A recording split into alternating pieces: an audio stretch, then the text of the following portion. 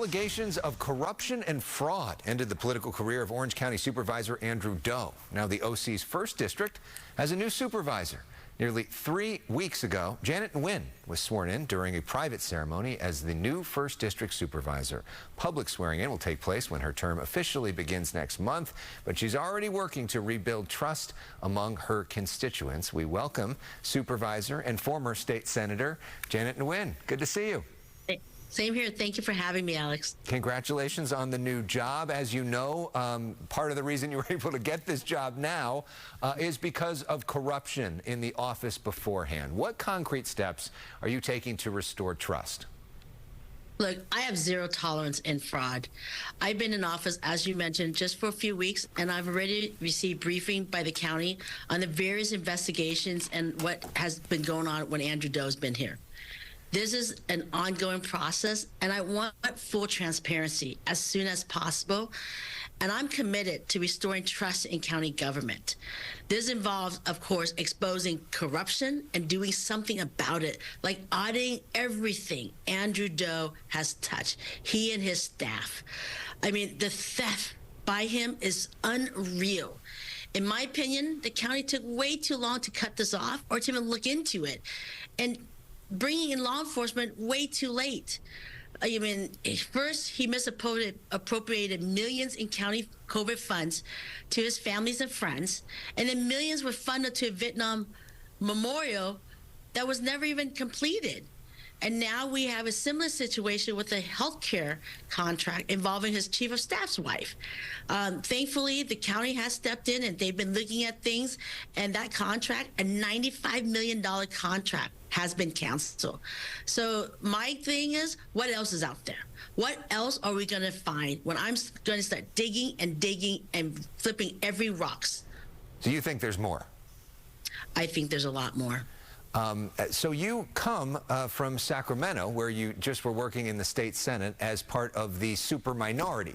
The Democrats have a super majority, which makes it very hard for Republicans to get anything done. You now join a board in Orange County that's a lot more favorable towards Republicans. Can you talk about the comparing and contrasting and maybe your ability to do more now? Yeah, well, Alex, so you know, our Board of Supervisors in Orange County majorities are Democrats. I'm still in the minority.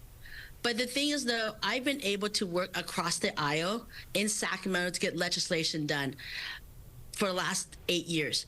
I mean, a recent legislation is on animal care. And we've not only got bipartisan support, got the governor to sign it, and then it's going to be a law next year. In January 1st, it'll be effective. So I've had a reputation of being able to work across the aisle to, quite frankly, just doing my job and making sure that the taxpayer and my constituents are protected.